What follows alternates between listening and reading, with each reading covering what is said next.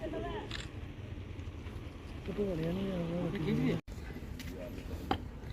ही मैं लगाता हूँ। चलो थोड़ा समतल करके एक ही अच्छा करो।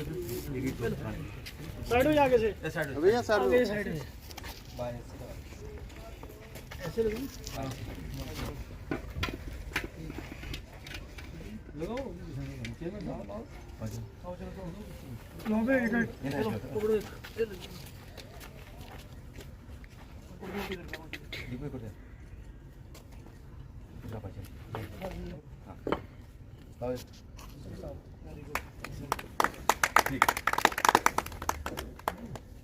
ठीक साढ़े सामने बिल जाना ना के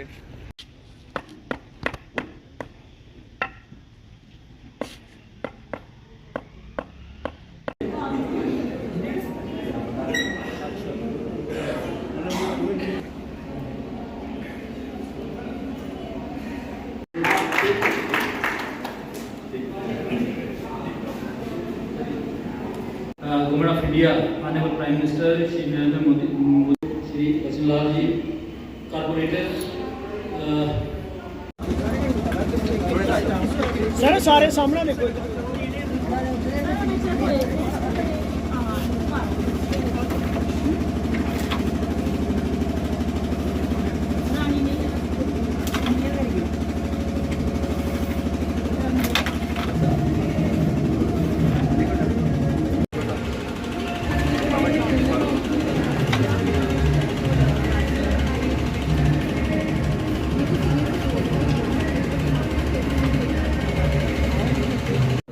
और जैसे मैंने पहले बता दिया कि बैक टू विलेज कार्यक्रम की सफलता को देखते हुए ये कार्यक्रम शहरों में भी शुरू किया गया था। तो पिछले 2 दिन से मैं आपके सामने हूँ, आप लोगों के साथ इंटरेक्शन कर रहा हूँ। जितने प्यारे तरीके से, जितने एक पूरे सद्भाव से, प्रेम भाव से आप लोगों के साथ इंटरेक्शन हुआ, आप लोगों के साथ मुलाकात हुई, बातचीत हुई, कॉर्पोरेटर्स के साथ, चेयरमैन साहब के साथ, वाइस चेयरमैन के साथ, सभी के साथ बहुत ही आनंदमय पूरा वातावरण था और बड़े कार्डियल एटमॉस्फेयर में आप लोगों ने बातचीत की, अपने मुद्दे हमारे सामने रखे। और राजन जी कह रहे थे कि आप हमें बताइए कि आगे क्या किस तरीके से किया जाएगी, हमारी म्यूनसिपैलिटी जो है, म्यूनसिपल कमेटी जो है वो आगे प्रॉस्पेरस करे, प्रफुल्लित हो। मैं इतना ही कहना चाहूँगा राजन जी कि जिस प्यार, जिस सद्भावना से, जिस मैत्रीपूर्ण वातावरण में आप लोग कार्यक्रम ये करते हो या आपने काम करते हो या कर रहे हो, जो आपका विजन है, जो आपस में प्यार से, समझौते से जिस तरीके से आप चल रहे हो, आपको कोई नहीं रोक सकता आने वाले समय में कि आप दिन दुगनी रात दुगनी तरक्की करोगे। और मुझे पूरी उम्मीद है कि जितना पैसा आप लोगों को मिलता है, आप लोग इकट्ठा करते हो, वो आप पूरे ईमानदारी से अपनी उन चीज़ों के लिए इस्तेमाल करोगे जिन चीज़ों की किल्लत आपके इस म्यूनसिपैलिटी में आपको महसूस रखे गए। मैंने पिछले 2 दिन में उनके बारे में क्या सोचा, क्या किया, मैं वो आपके सामने जरूर रखना चाहूँगा। अभी एक मुद्दा जो सबसे पहले मैं बोलने वाला हूँ वो है बिजली का। बिजली का चूँकि ये यहाँ श्री निकी महाजन जी ने बोला था कि हमें ग्रिड स्टेशन दे दीजिए। अभी ग्रिड स्टेशन के बारे में मैं कह नहीं सकता हूँ, बट ये आपकी बात जो है वो कंसर्न डिपार्टमेंट के पास, कंसर्न बॉडी में मैं जरूर पहुँचाऊँगा। लेकिन 10 MVA के ट्रांसफार्मर के लिए मैं ज़रूर बात करूँगा एक्शन साहब से, कहीं से भी वो अगर कोई स्पेयर मिलता है तो वो आपको फॉर द टाइम बीइंग वो आपको दे देंगे। जो एसडीएम साहब से बात की, जो डायरेक्टर फूड एंड सप्लाईज हैं, उन्होंने कहा कि 2-3 महीने में हमारी, उन्होंने 2 ही कहा, मैंने 3 खुद जोड़ दिया। उन्होंने कहा 2 महीने में नई स्कीम जो आएगी उसमें ये कवर हो जाएंगे। अभी हम नए कोई पुरानी स्कीम के तहत हम लोग कोई नया डिपो नहीं दे सकते। मैंने उनको बताया कि 13 आपके ये वार्ड्स हैं और 13 पंचायत हैं, सभी से यहीं से राशन मिलता है, वो एक ही डिपो है। मैंने उनको बता दिया अलग अलग कर दीजिए, आप अर्बन के लिए अलग कर दीजिए, रूरल के लिए अलग, ठीक है। कमेटी को काउंसिल में बदलना, ये प्रपोजल भी मैं अपने रिकमेंडेशन में दे दूंगा principal secretary housing and urban development department को, अगर वो किसी क्राइटेरिया में पढ़ते हो। वार्ड नंबर 9 में वॉशरूम की प्रॉब्लम है। अदर वहाँ पे चेयरमैन साहब कह रहे हैं my town my pride programme phase 2 जो चल रहा था, उसके तहत मेरी ड्यूटी जो है वो विजयपुर म्यूनसिपल कमेटी के अंदर लगाई गई थी एज विजिटिंग ऑफिसर।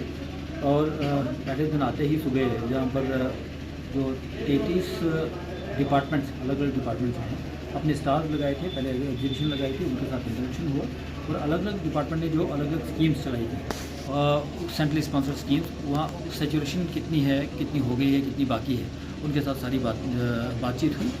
और बहुत सारे डिपार्टमेंट ने अपना सारा काम परफेक्शन से किया हुआ है। और मुझे खुशी है ये कहते हुए कि यहाँ पासबुक्स भी लोगों में वितरित की गई। कुछ सेल्फ एम्प्लॉयमेंट प्रोग्राम के तहत कम से कम 15 बच्चों को यहाँ पर लोन दिए गए। इसके अलावा और भी बड़े सारे डिपार्टमेंट हैं, जैसे आयुष्मान भारत के अंदर आयुष्मान कार्ड जो वितरित किए गए। बड़े सारे डिपार्टमेंट्स ने अपनी स्कीम्स के बारे में बताया कि हमने जो चाहे एनिमल हस्बेंड्री डिपार्टमेंट हो, सोशल वेलफेयर डिपार्टमेंट हो, एग्रीकल्चर डिपार्टमेंट, हार्टिकल्चर डिपार्टमेंट, ये सब डिपार्टमेंट्स ने अपनी अपनी स्कीम्स जो सेंट्रल स्पॉन्सर्ड स्कीम्स हैं उनको, उनके अंदर कितनी सेचुरेशन हो गई है, क्या कुछ वो कर रहे हैं, वो सारा उन्होंने बताया। और ये एक सेटिस्फैक्ट्री जो था, बड़ा परफॉर्मेंस थी उनकी, मुझे बड़ा अच्छा लगा। इसके अलावा सीनियर सिटीजन के साथ इंटरेक्शन हुआ, उन्होंने अपनी समस्याएं गिनाई। हमने भी कुछ सजेशन उनको दी कि आप सीनियर सिटीज़न हैं, जीवन का तजुर्बा समेटे हुए यहाँ पर बैठे हुए हैं, और आपको चाहिए कि नए पीढ़ी को आप प्रोत्साहित करें, एनकरेज करें, ड्रग्स से दूर रहें वो। और साथ में जो ओल्ड एज होम यहाँ पर बना हुआ है उसको एज अवेयरनेस कैंप प्लेस की तरह इस्तेमाल करें।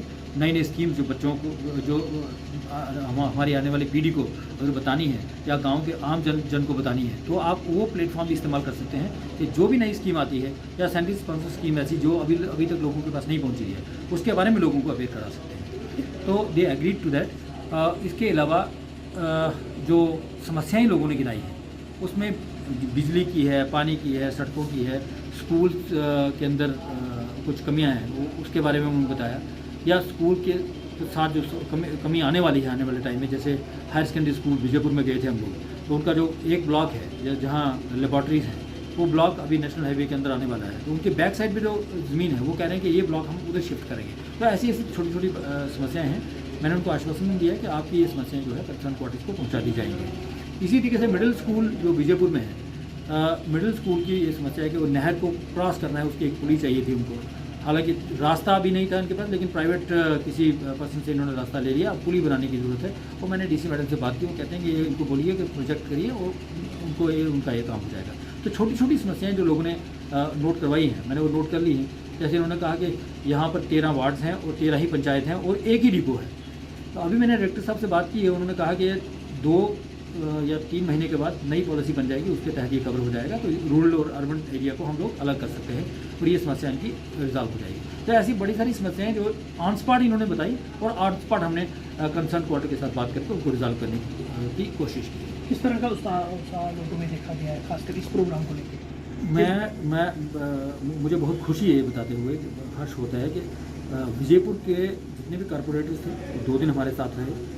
और साथ में जिस जगह पे एग्जीबिशन लगी हुई है, जहाँ 33 डिपार्टमेंट के अलग अलग स्टॉल लगे हुए हैं, बहुत ही बढ़िया तरीके से रिस्पांस था लोगों का। लोगों ने उन स्टॉल्स को अटेंड किया है और हर एक डिपार्टमेंट को उनकी जो स्कीम्स हैं उनके बारे में पूछा है। जहाँ कहीं भी उनको समस्या आती थी या नहीं मालूम था, डिजिटल प्लेटफॉर्म पे किस तरीके से इन स्कीम्स को आपने यूटिलाइज़ करना है, किस तरीके से आप इन स्कीम्स को ले सकते हैं या स्कीम्स का इस्तेमाल कर सकते हैं, किस तरीके से आप बेनिफिशियरी बन सकते हैं। तो ये सब सारी चीज़ें आज इनको सिखाने का मौका मिला। ये कार्यक्रम जो है ये एक अच्छा प्लेटफॉर्म बनता है ऐसे टाइम पे, क्योंकि सारे डिपार्टमेंट इकट्ठे आपको मिलेंगे, ऑफिसर्स भी मिलेंगे और अवेयरनेस भी जनरेट करने के लिए उनके पास मौका भी होगा। और पूरा दिन 2 दिन यहाँ पर रहे हैं। 2 दिन में बड़े सारे लोग यहाँ पर आए हैं, उत्साह काफ़ी था। बहुत सारे लोग यहाँ पर आए, उनको बताया गया कि क्या क्या डिपार्टमेंट की क्या क्या स्कीम है। तो मुझे लगता है ये काफ़ी बेनिफिट रहेगा इस ऐसे कार्यक्रमों का आने वाले समय में भी लोगों को अवेयर करवाने का। खासकर नशे को लेकर भी बात की कि क्या कुछ इसके लिए ये मैं सॉरी मैं बताना भूल गया आपको कि जो नुक्कड़ नाटक के तहत हायर सेकेंडरी स्कूल विजयपुर में भी और आज यहाँ पर जो म्यूनसिपल कमेटी के हाल में यहाँ पर जो सारे समाज के जन यहाँ पर बैठे हुए थे, सीनियर सिटीज़न भी, कॉरपोरेटर्स भी, आम पब्लिक भी, खचाखच हाल भरा हुआ था। वहाँ पर जो नुक्कड़ नाटक हुए उसमें 2 तरह की चीज़ों के ऊपर रोशनी डाली गई। एक था ड्रग्स का सचमुच में ये मिनास जो है फैला हुआ है, या इसमें नए जो नस्ल है वो हमारी इसके अंदर इस नशे से जूझ रही है और पेरेंट्स भी परेशान हैं।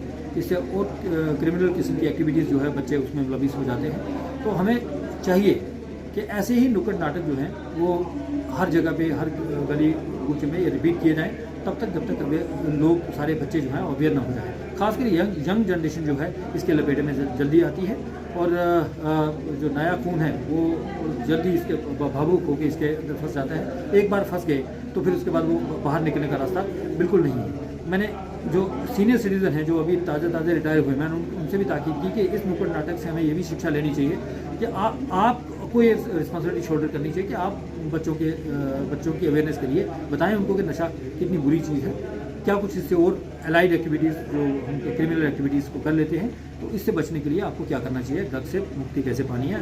ड्रग में जो शामिल हो गए उनको किसी सेंटर में जाके, रिहेबिलिटेशन सेंटर में जाके उनका भी निपटारा किया जा सकता है।